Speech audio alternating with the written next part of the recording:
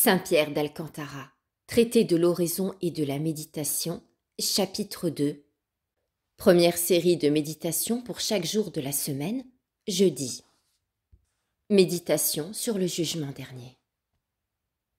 En ce jour, vous penserez au jugement dernier, afin que cette considération réveille en vous ces deux sentiments si importants qui doivent se trouver en tout fidèle chrétien.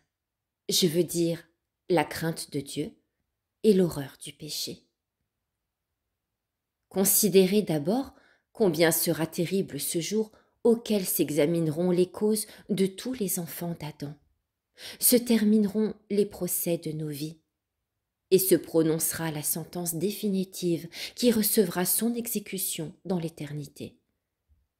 Ce jour embrassera en lui seul tous les jours et tous les siècles. En ce jour, Dieu répandra la colère et la fureur provoquées par les péchés de tous les siècles. Imaginez-vous donc avec quelle impétuosité s'élancera ce grand fleuve de l'indignation divine, recevant autant d'affluents de colère et d'indignation qu'il y aura de péchés commis, puis le commencement du monde. En second lieu, considérez les signes épouvantables qui précéderont ce jour. Car comme le dit le Sauveur, avant que ce jour vienne, il y aura des signes dans le soleil et dans la lune et dans les étoiles, enfin, dans toutes les créatures du ciel et de la terre, parce que toutes sentiront leur fin avant qu'elle arrive. Elles se troubleront et commenceront à trembler avant qu'elle tombe. Quant aux hommes, ajoute le Sauveur, ils sécheront de crainte.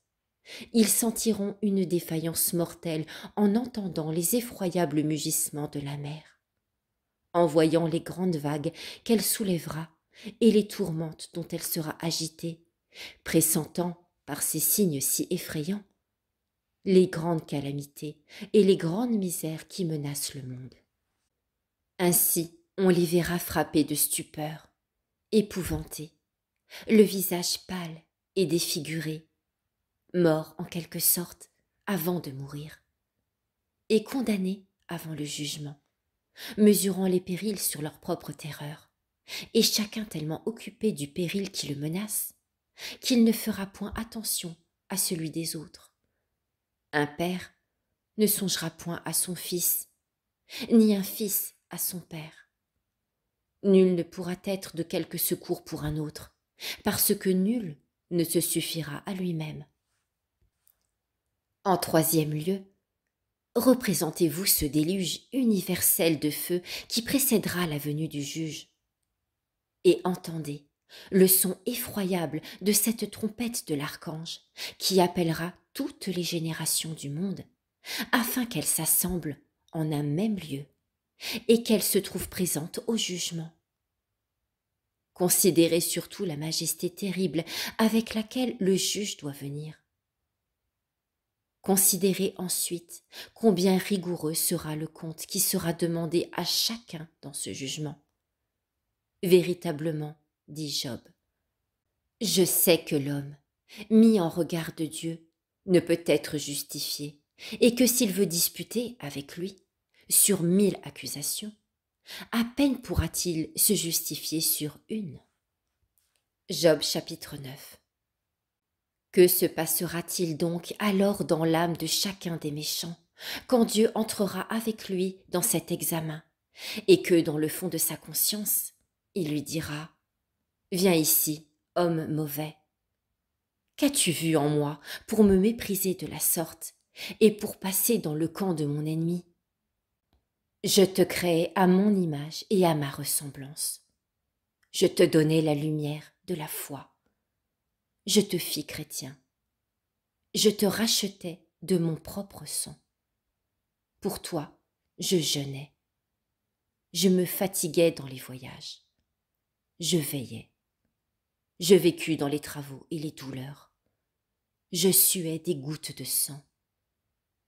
Pour toi, j'endurais persécution, coups de fouet, blasphème, moquerie, soufflet, affront, tourments. Enfin, la croix. Témoin, cette croix et ces clous qui paraissent à tes yeux. Témoin, ces plaies des pieds et des mains qui sont restées dans mon corps. Témoin, le ciel et la terre devant lesquels j'endurais ces tourments.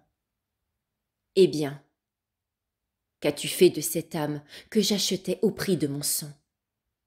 Au service de qui as-tu employé ce qui me coûta si cher? Ô génération insensée et adultère! Pourquoi as-tu mieux aimé servir ton ennemi avec angoisse que moi, ton Créateur et ton Rédempteur, avec joie?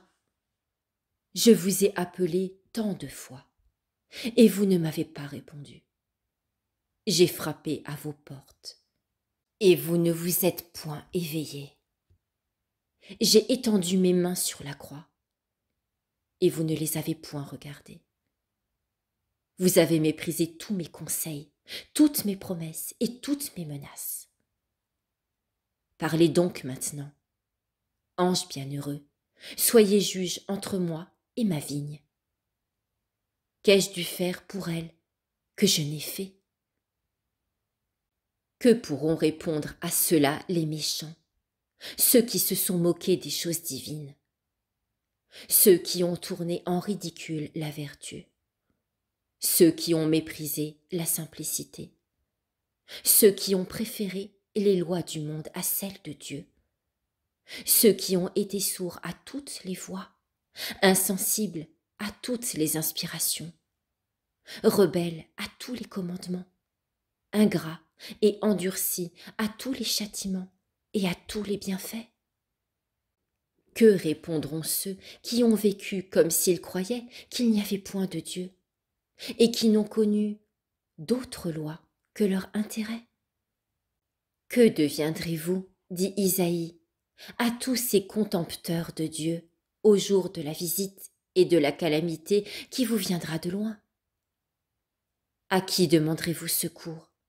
Et de quoi vous servira l'abondance de vos richesses? Isaïe chapitre 10.